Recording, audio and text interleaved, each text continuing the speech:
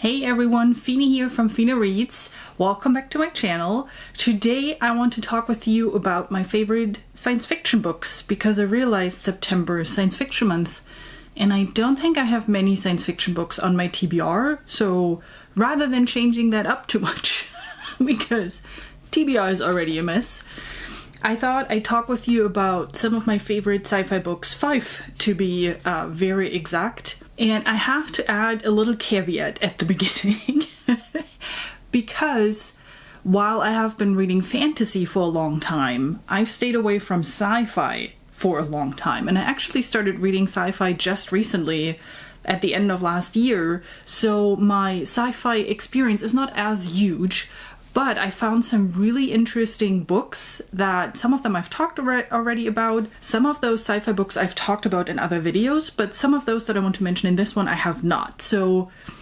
let's just dive in. I want to start with one of the more obvious ones. I've definitely talked about Project Hail Mary before. This is high on my favorite list. If you've watched my video of my favorite books of the year so far, this one was number 1. Yeah, I mean, I don't know what to say anymore except for just go read it. It's a great story. Everything about it is just wonderful. I literally went through all the emotions. I know that's what I keep saying over and over again, but this book made me cry, love, hope. It gave me anxiety. What I really liked about this book is that Andy Weir is capable of capturing all the emotions that you would go through when you are in a situation where you actually don't have hope anymore. Like, everything is done. People tried everything, and here you are trying one more thing.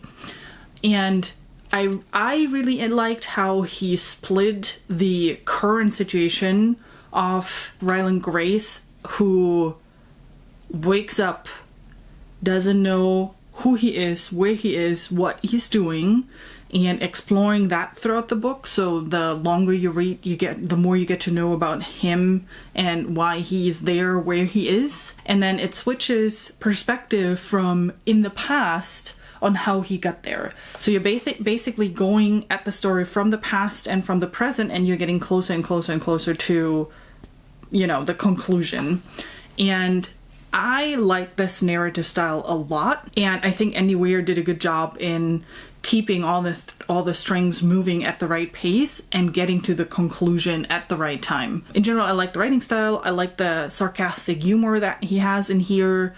I liked a lot of the tropes that are happening in the book. So yeah, I can highly recommend Project Hail Mary without getting into any more detail. If you haven't read it yet, I really highly encourage you to give it a try. Just go maybe get it from your library or something.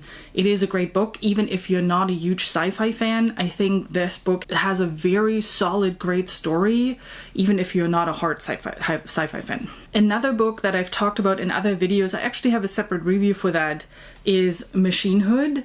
And I like this book for 2 reasons. One, I like the AI is taking over the world trope. There are a lot of books that have this trope that I really, really enjoy, and this is one of them. And the other reason is this takes a different angle, and it plays in a different culture. So this is not your standard, I don't know, the FBI is discovering something. This plays in a lot of other countries and includes other religions in the storyline. That is yet another reason why I like this book as well, because it talks about science and religion in conjunction. And I thought, I have never read another book like this where you have both of those tropes in it. So I highly recommend Machine Hood. It's a great book. If I remember correctly, it's a debut novel of the author. She has some shorter stories published, but that is her first actual novel that she published. Another book in the AI Takes Over the World category that I haven't talked about yet is Quality Land. And if you look at the cover, you might get an idea of in which direction this book is going. Quality Land is from a German author. It was translated into English, and I read the English translation of the German one, but I thought the translation was done very well, so I didn't have any issues with reading it at all. Although I have to say there's a lot of typical German humor. I don't know if that is a thing that generally people understand. I did. And this is more a funny take at AI taking over the world. Again, as you can see from the cover, it talks about a company that basically is responsible for everything now. They are delivering everything. They know everything about you. All your electronic devices are connected with that company. This company owns, 90% of the world. I think that's kind of the base of it. It's a while ago that I read it. But basically owns the world, and it anticipates everything that you need and delivers everything that it anticipates right to your door with drones and everything. It starts with a delivery that was really not anticipated and that was really not wanted. Basically questioning the whole prediction algorithm that the company is using. And it's the journey of the man who is receiving that delivery of, okay, I really didn't want it, I need to return it. And the author, Mark-Ove Kling, takes a really humorous approach at what could happen if a company predicts everything you could eventually want or need and gets it wrong, and how do those responsible for that react to that. And it is really a quick read. I think I read it in 2 days, and it's a super fun story that also holds a lot of truth in it, in the sense of this is not too far away from reality. There are a lot of the things that are exaggerated in here that are already happening today. If you just think about targeted ads and, all of a sudden you're seeing something on Instagram that you talked about yesterday, but you never typed it into any browser history or anything, and all of a sudden you get an ad for that. I just get one yesterday for the Glowforge because I mentioned that while sitting next to my phone. That's the world we're living in today. This book is taking today's world, exaggerating it, going a little bit into the future, and then talking about how Peter Jobless is trying to figure things out. By the way, listening to the last name, they changed the way last names are handled in this book, and it's basically based on your job. That's your last name. Or is it the job of your mom? I forgot. It's either the job of your parents or your own job that you have your last name from. But it's basically predicting everything that you could eventually want or need and telling you exactly where you will go in life. Scary, yet funny, at least in this book. The next book was something that I discovered actually as an audiobook. I got it because I liked the description. It sounded interesting. And then I didn't listen to it for the longest time. And I picked it up during June, which was Olympic Readathon month anyway. And that is John Scalzi's The Android's Dream. Not to be mixed up with Do Androids Dream of Sheep? Although very easy to mix up because this is also an Android sheep. So here we are. But I really like this book because, again, it was not necessarily hard sci-fi. While it played in space with nations on different planets, it was a very natural story. And by the way, this is something that I'm realizing of a lot of books that are classified as sci-fi. Not all of them are hard mathematical science sci-fi. A lot of them are, I think, actually lean more towards fiction or lean more towards fantasy than what I always thought of science fiction. But that's probably another discussion that we should have at a different time. Anyway, so very funny book. Again, a lot of dark humor, a lot of sarcasm in the book, which I really enjoy. Political intrigue, kind of an unlikely hero that is making a dumb mistake and then is trying to rectify it and kind of make the world a better place. That's kind of at a super high level, this summary of this book. I listened to it as an audiobook. The one challenge that I have with audiobooks is that I tend to zone out pretty easily, which also happened with this one, but I caught enough of it to realize that I really enjoy the story, and I caught enough of it to realize I need to get the book and actually read it in physical form. So that will happen eventually, but I already know this is a great story. This is a newfound author for me. I definitely want to read more books from him, and definitely a great book I can recommend. Plus, look at the cover. There's a little cute cow in there. I don't know why it is a cow, because it's actually a lamb that he's looking for, but there's a cute cow on the cover. The last book that I want to talk about is actually the first sci-fi book that I read after I started reading again that is sci-fi, knowing that it is sci-fi.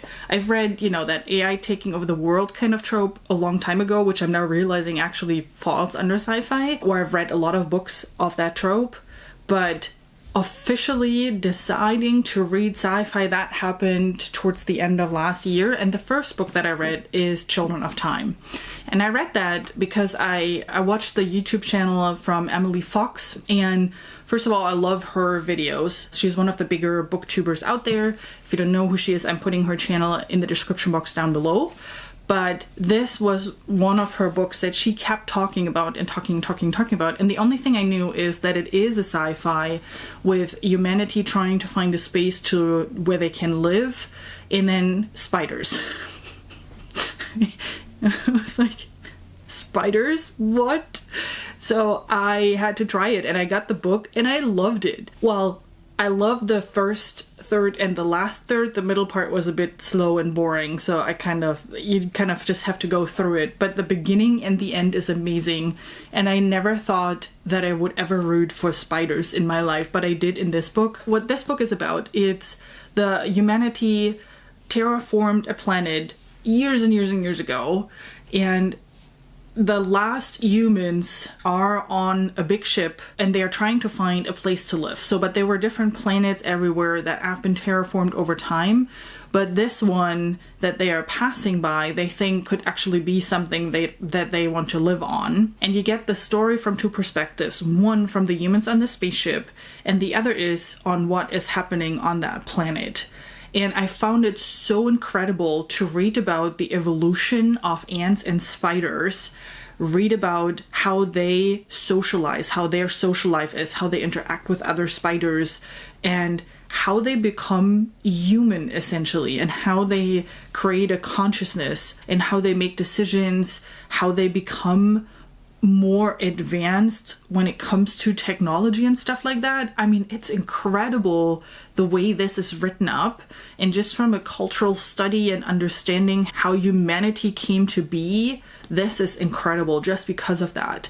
And then you have that fiction element of what is happening to the people in the spaceship and how they are adapting to a life, because it's not 5 years that they're in the spaceship, it's through hundreds of years, some of them being asleep for parts of the time, and just how they are evolving to their life now happening on that spaceship. What they are doing once they figure out that there is a planet that could be inhabitable by humans.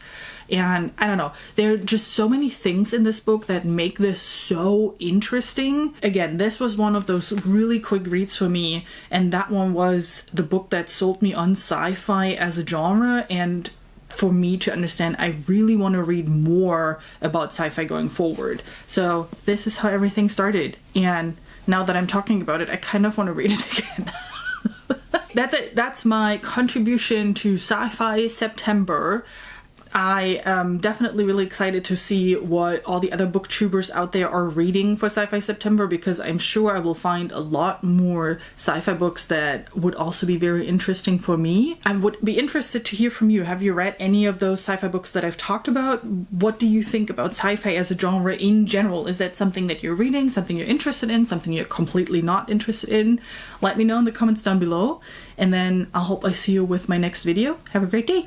Bye!